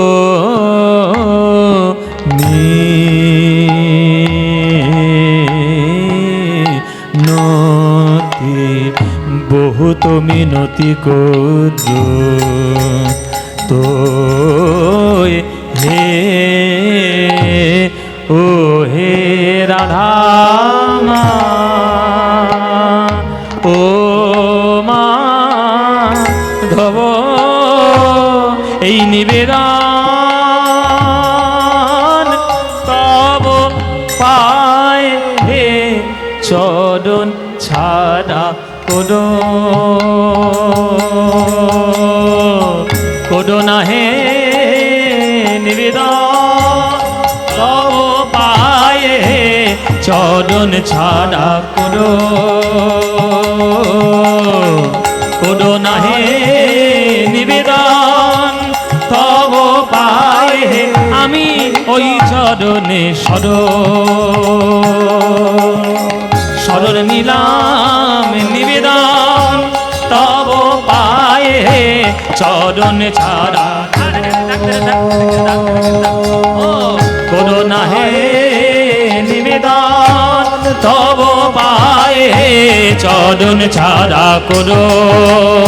হরি বল, হরি হরি বল, হরি বল না হে, নিবেদন তব পায় হে, চরণ ছাড়া কোডো না হে, নিবেদন তব পায় হে, ও হে রাধা। মাধব বহুত মিনতি করুত, দেই তুলসী তিল দেহ মন সমরে পলু, দয়া জনি ছোড় বিময়। আস্তে, বিদ্যাপতির লেখা গান। এই গানটা রোজ মহাপ্রভু জগন্নাথের দিকে তাকাতেন আর গাইতেন। এই গানটা মহাপ্রভুর অত্যন্ত প্রিয় গান ছিলেন। হ্যাঁ, এই গানটা রোজ গাইত। আচ্ছা, এইবার কথা হলো, আপনারা এখানে যারা যারা গান শুনছেন, আপনারা আমায় বলুন, আপনারা ভগবানকে কি দিয়েছেন? কি দিয়েছেন মায়েরা? কি দিয়েছিস? বাতাসা নকুল দানা দিয়েছি রে, বাতাসা, গুড়ের বাতাসা। যেটা দিয়েছে সেটা আবার নকল। তো সাহস হলো তো? ও মায়েরা বলে নকুল দানা। তোমরা কি দিয়েছো গো মায়েরা? কি দিয়েছো? বাতাসা, আপেল, কলা, তরমুজ, ছাই দিয়েছো। কেউ যদি আপনারা মনে করে থাকেন যে ভগবানের মূর্তির সামনে দামি দামি ফল ফুল সোনা দানা গয়নাগাটি সাজিয়ে দিলে ভগবান খুব খুশি, আপনারা কিচ্ছু জানেন না। ওসব দিয়ে ভগবানকে কোনোদিন পাওয়া যায় না। মীরা কহে বিনা প্রেম সে না মিলে নন্দলালা। কৃষ্ণ গীতায় পরিষ্কার বলেছে, পত্রাং পুষ্পাং ফলং তোয়ং যো মে ভক্তা প্রযচ্ছতি তদহং ভক্তি উপরিতমস্মামি প্রজতাত্মনা। তাই আপনার জীবনের সকল কিছু দিয়ে তার চরণে সমর্পণ করুন। কেননা আপনি আমরা সবাই হলাম পাপী। আমাদের জীবনে গুণের ভাগ নেই, দোষের ভাগ বেশি। গণনিতে দোষ গুণলেশ না পাববি, গণইতে দোষ গুণলেশ না পায়বি। जब तू करबी বিচার, जब तू করো বিচার। আমার গুণ তো কিছুই পাবে না মাধব, আমার গুণ তো কিছুই পাবে না মাধব। তুমি যখন বিচার করে দেখবে গুণ তো কিছুই পাবে না মাধব। যখন বিচার করে দেখবে গুণ তো কিছু পাবে না মাধব। ওগো তু জগন্নাথ জগতে কহয়সি, তু জগন্নাথ জগতে কয়সি। জগবাহির নহমই ছাড়, আমি তো জগৎ ছাড়া নই হে, আমি তো জগৎ ছাড়া নই হে। ওগো তুমি যদি জগন্নাথ হবে, আমি তো জগৎ ছাড়া নই হে। তুমি যদি জগন্নাথ হবে, আমি তো জগৎ ছাড়া নই হে। ও কি এ মানুষ পশু পাখি কি এ জন্মিয়ে, অথবা কীট পতঙ্গে আমার কর্ম বিপাকে, আমার গতাগতি পুন পুন মতির তুয়া পর সঙ্গে, মতির তুয়া পর সঙ্গে। হে গোবিন্দ, আগামী জন্মে যদি তুমি আমায় গাছপালা করো, তাহলে দয়া করে তুলসী গাছ রূপে জন্ম দিও, যেন তুলসী পাতা হয়ে তোমার সেবা করতে পারি।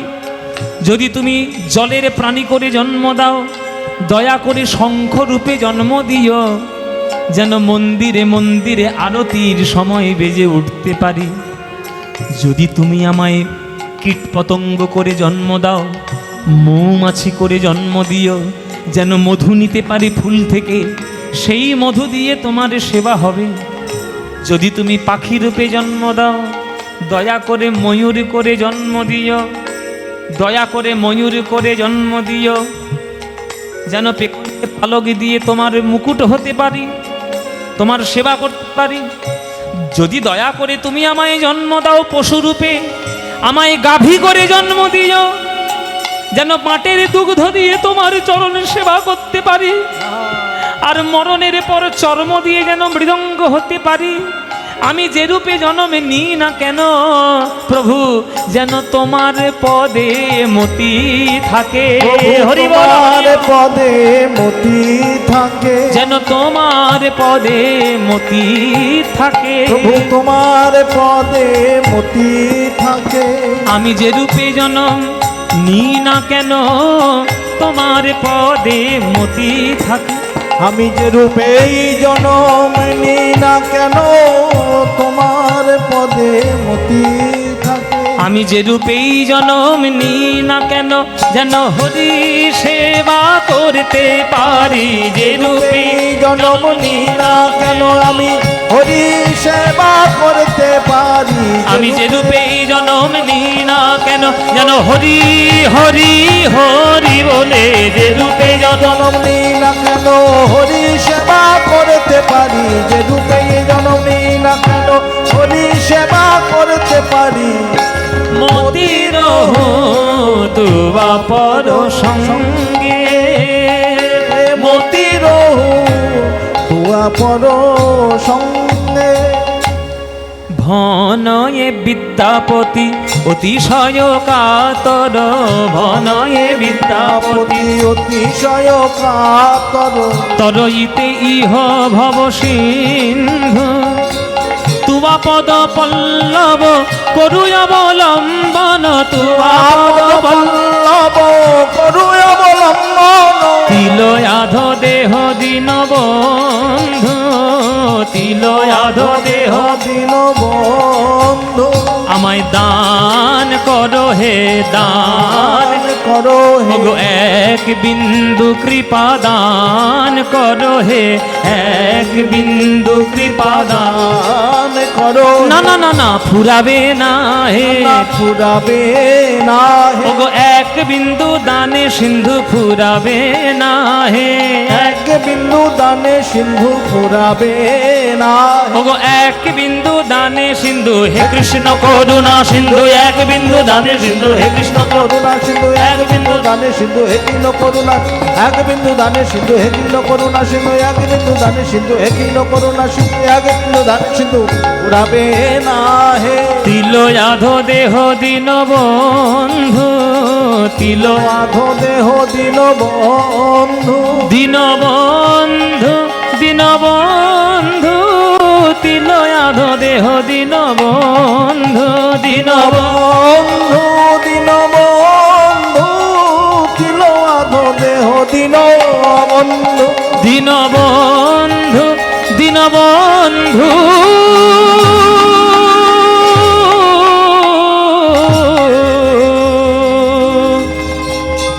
তিলয়াধ দেহ দীন বন্ধু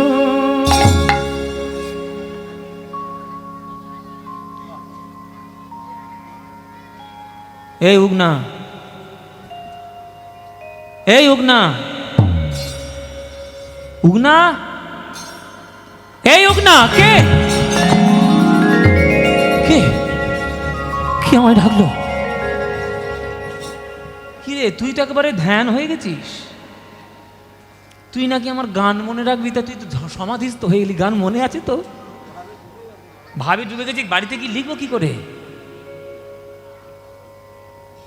আমার ঠিক মনে আছে বাবা ঠাকুর যে গান আপনি শোনালেন আমার মনে হলো আমি স্বর্গ মর্ত পাতাল ভ্রমণ করে এলাম এ গান নয় আপনি আমার অমৃত লোকের সন্ধান দিয়েছেন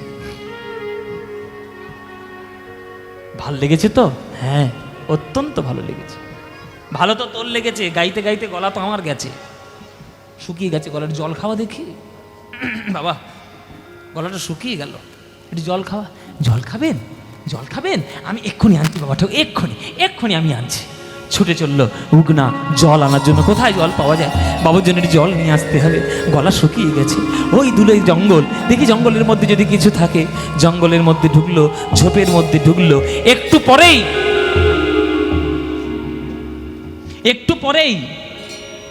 হাতের করঞ্জলিতে টলটলে জল পরিষ্কার জল নিয়ে এসে বিদ্যাপতির সামনে ধরেছে এই নিন বাবা ঠাকুর জল এত পরিষ্কার জল এত পরিষ্কার জল তুই কোথায় পেলি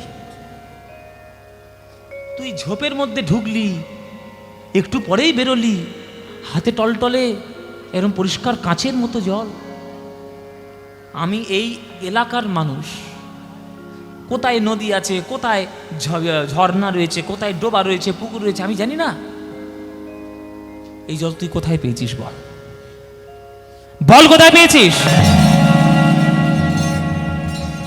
বল, তুই কোন জাতের লোক আমি জানি না, আমি ব্রাহ্মণ সন্তান, তোর হাতে জল আমি পাবো? আমি জাত ধর্মের বিচার করি না, কিন্তু এই জল কোথা থেকে তুই উৎপত্তি স্থল পেয়েছি তুই আমাকে না বললাম এই জল পাবো না, এই পান করবো না আমি এই জল।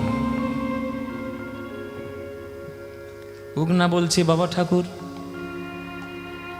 আমার উপর সন্দেহ করো না, তুমি আমার মনিব, তুমি আমার প্রভু, আমি কি তোমায় যা তা জল প্রদান করে তোমার শরীর খারাপ করাতে পারি?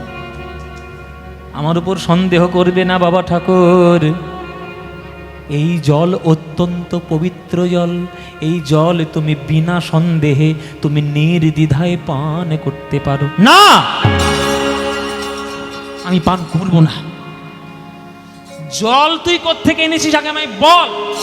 তুই জঙ্গলের মধ্যে ঝোপে ঢুকলি, তুই কোত্থেকে এই টলটলে কাঁচের মতো জল পেলি বল? কিছুতেই বিদ্যাপতি সেই জল গ্রহণ করছেন না, বারবার বলছে উগনা জল পান করুন, জল পান করুন, জল পান করুন, কিন্তু কিছুতেই বিদ্যাপতি সেই জল মুখে দিল না।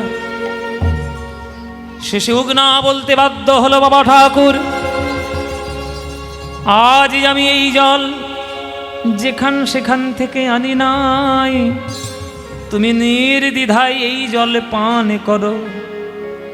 এই জলে আমি মাথা হতে এনেছি, মাথা হতে নিতাই গৌর হরি বল, হরি বল। মাথা হতে এনেছি জল, মাথা হতে এনেছি, এ যে শুদ্ধ গঙ্গা জল আমি মাথা হতে এনেছি, এ যে শুদ্ধ গঙ্গা জল মাথা হতে এনেছি, এ যে শুদ্ধ গঙ্গা জল তুমি নির্দ্বিধায় পান করো। এ যে শুদ্ধ ধ্বনি হরি নির্দ্বিধায় পান করো, এ যে শুদ্ধ গঙ্গা জল নির্দ্বিধায় পান করো, এ যে শুদ্ধ গঙ্গা জল নির্দ্বিধায় পান করো, এ যে শুদ্ধ গঙ্গা জল নির্দ্বিধায় পান করো, এ যে শুদ্ধ গঙ্গা জল নির্দ্বিধায় পান করো, এ যে শুদ্ধ গঙ্গা জল নির্দ্বিধায় পান করো। আমি মাথা হতে এনেছি। কে কে তুমি? মাথা হতে জল নিয়ে এসছো, গঙ্গা জল, মাথা হতে গঙ্গা জল। বলো তুমি কে? বলো তুমি কে? বলো তুমি কে?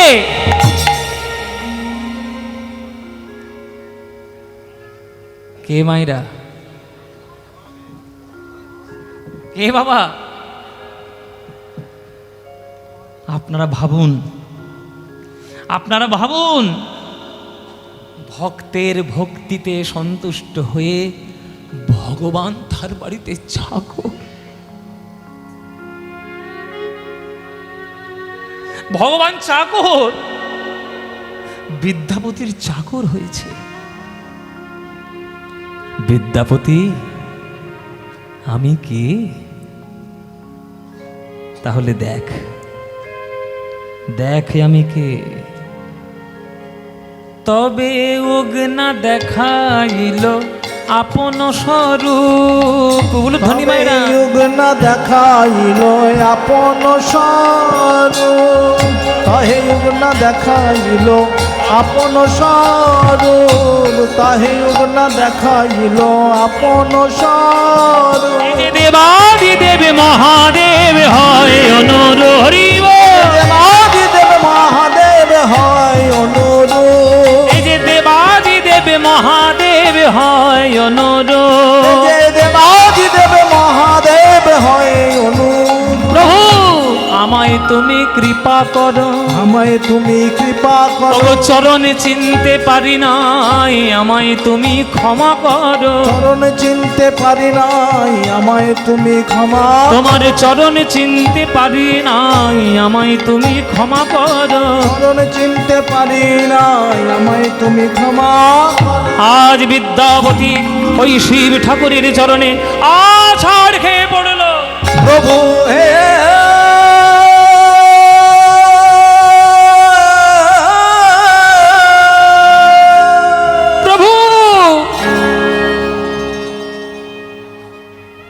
এ তুমি কি করলে? এ তুমি কি করলে? আমার বাড়িতে তুমি চাকর হয়ে গেলে, চাকর হয়ে গেলে প্রভু। আমি চাকর জ্ঞানে তোমাকে কত অপমান করেছি, কত উল্টো পাল্টা কথা বলেছি, কেন করলে প্রভু? তুমি তো আমার ঠাকুর ঘরের শোভা, তুমি কেন আমার এরকম করলে চাকরবৃত্তি? বিদ্যাপতি, বাবা যদি কথা কি গো, কি হয়েছে? বসো বসো বসো। বাবা যদি ছেলের কাজ করে দেয়, ছেলের মঙ্গলের জন্য বাবা যদি বাজারের থলিটা নিয়ে বাজার করে আনে, বাবা কি চাকর হয়ে যায়? বাবা তো ছেলেকে ভালোবেসে করেছে। আমি যে শিব, তুই যে আমার পুত্র,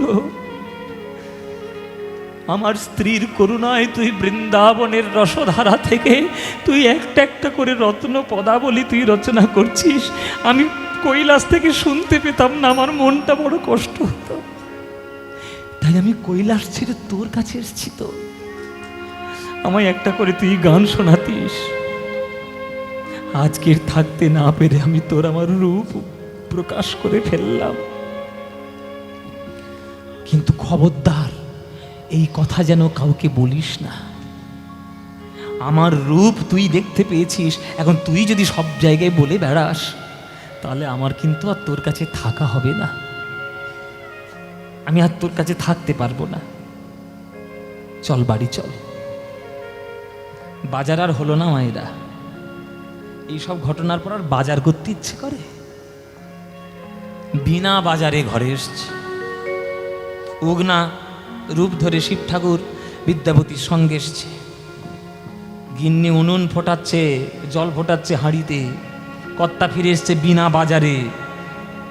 মাথা থাকবে মায়েরা? কি তোমরাই তো বুঝবে। যেই ঢুকেছে ঘরে, বাজারের থলি খালি, আর মহামায়া গিয়েছে রেগে। কি হলো?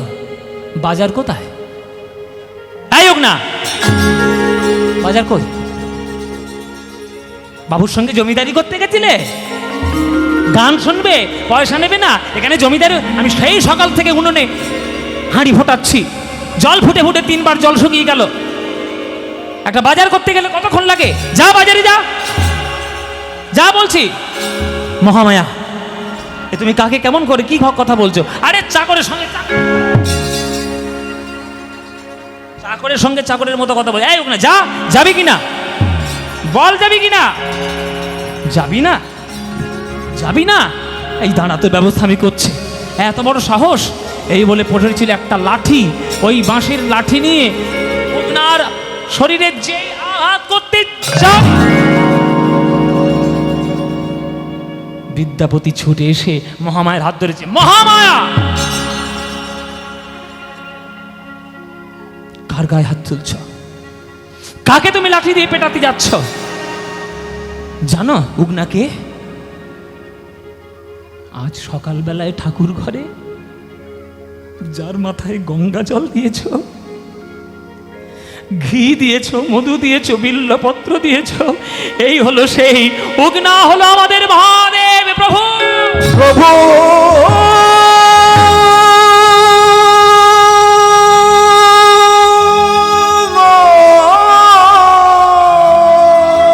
প্রভু, এ তুমি কি করলে প্রভু? এ তুমি কি করলে? কোন অপরাধ আমরা করেছি যে তুমি এই সাজা দেওয়ার জন্য তুমি আমাদের বাড়িতে চাকর হয়ে গেলে? চাকর? মারতে যাচ্ছিলাম আমি আমার ভগবানকে। প্রভু, এই অপরাধ, এই পাপ থেকে আমি কি করে মুক্তি লাভ করব? আজ স্বামী স্ত্রী দুজন মহাদেবের চরণ ধরে কাঁদছে। তারা যত না কাঁদছে, উগনা আরো বেশি কাঁদছে। বিদ্যাপতি, এত বারবার করে তোকে বললাম, আমার কথা তুই শুনলি না। আমার পরিচয় তুই সবার কাছে প্রকাশ করে দিলি বিদ্যাপতি।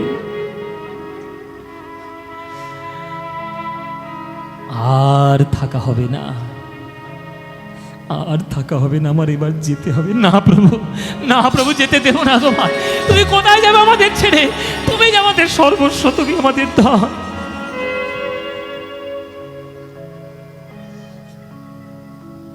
না, আর সম্ভব নয়।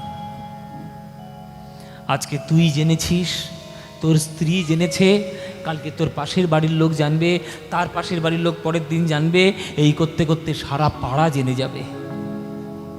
এভাবে থাকা সম্ভব নয়। তুমি আমার গান শুনবে না প্রভু? তুমি যে বলেছো রোজ একটা করে আমার গান শুনবে, নিশ্চয়ই শুনবো। ওই যে বটগাছ, যে বটগাছের তলায় তুই আমায় গান শুনে আমাকে সমাধিস্থ করেছিস, ওই বটগাছের তলায় কিছুদিনের মধ্যেই আমি পাতাল ভেদি মহাদেব রূপে প্রকাশিত হব। তুই রোজ যাবি, ওইখানে একটা করে গান শুনিয়ে আসবি। তোর ওই গান ওই পাতাল ভেদি মহাদেবের কাছ থেকে সরাসরি আমি কৈলাসে বসে বসে শুনব।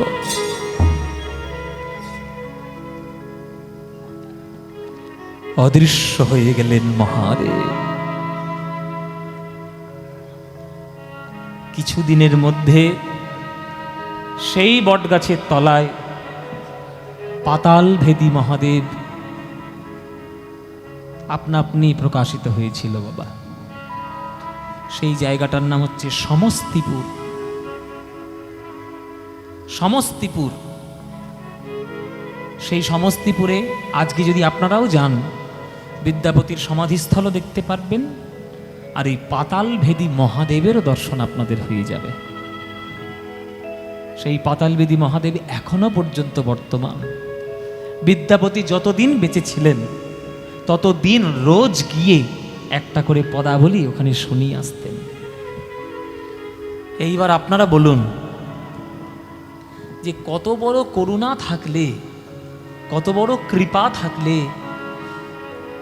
আমার যে আরাধ্য ভগবান সে আমার বাড়িতে চাকর হয়ে আসে। এটা কত বড় ভক্তির ইঙ্গিত দেয় মায়েরা। সেই ভক্তি আপনারাও লাভ করতে পারবেন যদি আপনারা সঠিক গুরুর চরণাশ্রয় করেন, সঠিক গুরুচরণ ধরেন, সঠিক ভজন আস্বাদন করেন। জীবের নিস্তারে লাগি নন্দ সুত হরি, ভুবনে প্রকাশ হন গুরু রূপ ধরি।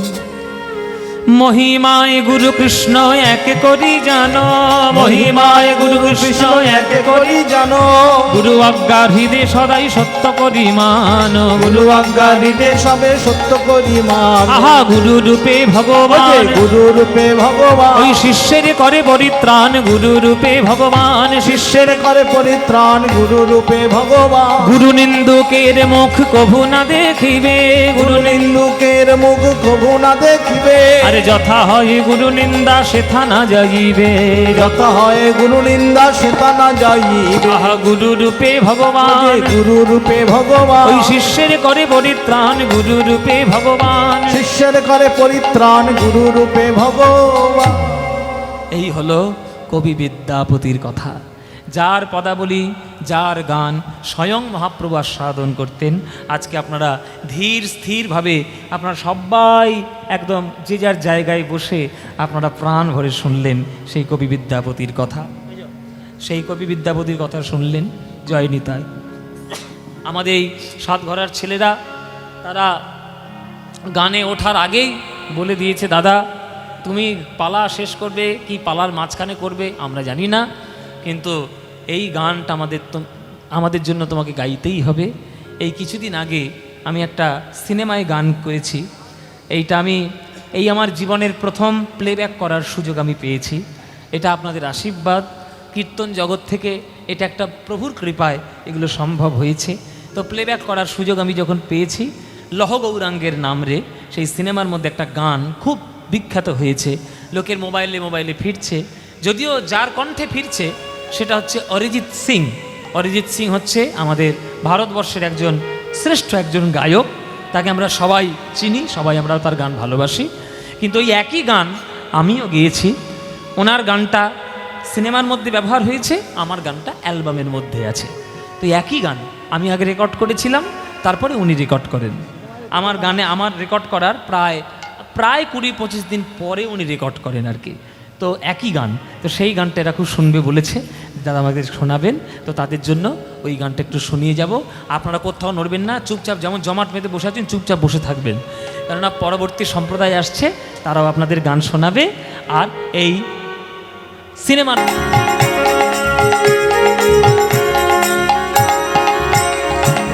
জনমিয়া দেখি নাহি হেন রূপ